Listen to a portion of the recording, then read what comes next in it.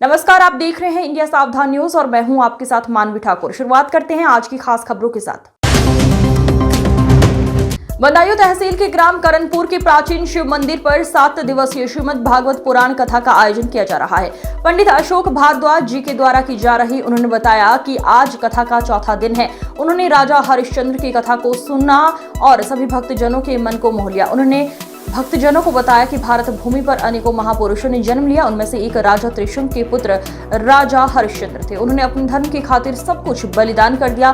सत्य के रास्ते पर चलने वालों को थोड़ी परेशानी का सामना करना पड़ता है, लेकिन हमेशा जीत सत्य की होती है। कथा सुनने के लिए भारी संख्या में महिलाएं व पुरुष शामिल रहे और शांत भाव से बैठकर कथा का आनंद ले रहे हैं। इसी सूर्य वंश में आगे चलकर राजा दशरथ पैदा हुए। उन्होंने भी अपने वचन के खातिर प्राण त्याग दिए। अंत में महाराज जी ने चौपाई सुनाकर रघुकुल रीत सदा चली आई, प्राण जाए पर वचन न जाए के साथ चौथे दिन की कथा का समापन किया। राम बाबू मंदिर पुजारी व अन्य आयोजक भक्तों के बैठने से लेकर अन्य व्यवस्थाओं में विशेष सहयोग करते नजर आए।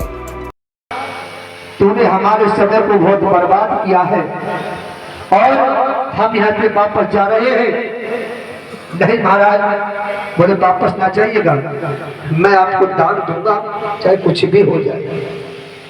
इधर उसी समय राजा हरिश्चंद्र ने कहा कि महाराज अब तो हमारे पास कुछ भी नहीं रहा, हमारा राजपाट सब कुछ तुम्हारा हो चुका और प्रभु अब एक काम करो, आप हमारे लिए कहीं ले जा करके बेच दो और तुम्हारा कर्ज अदा हो जाएगा।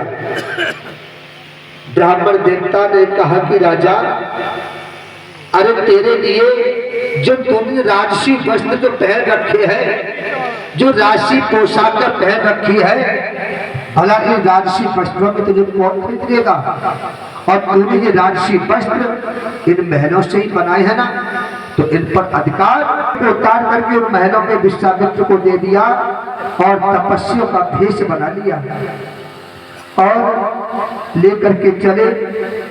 जब अयोध्या वासियों को पता चला कि हमारे महाराज इस अयोध्या को छोड़ करके जा रहे हैं, सारे अयोध्या वासी राजा के सामने आकर के खड़े हो गए। बोले प्रभु, एक राजा प्रजा के लिए पिता के समान होता है। अगर कोई बात होती है तो हम किसी से जाकर के अपनी अपनी फरियाद कहेंगे, किसको अपना दुख सुनाएंगे, और आप हमें छोड़ करके मत जाइएगा। राजा ने कहा कि हे मेरी सेना से कहा, प्रजा से कहा कि हे सिपाहियों, हे मेरी माताओं, मैं अब तक इस अयोध्या का राजा था, लेकिन अब तो मैं भिखारी हो गया हूँ। अब तो इस अयोध्या के मालिक ये ब्राह्मण देवता है, अब तो मेरा कुछ भी नहीं रहा यहाँ पर। जिस प्रकाश से प्रकाश न हो तो उस प्रकाश से वो साध भली, जिस माँ के लाल से नाम न हो तो उस माँ से वो बाग भली।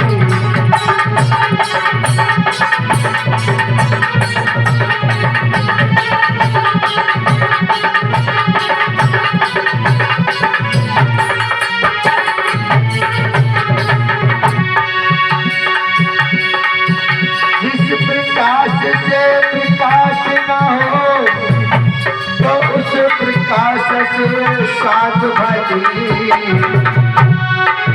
जिस माँ के अकाल से नाम न हो तो उस माँ से वो बाग भली।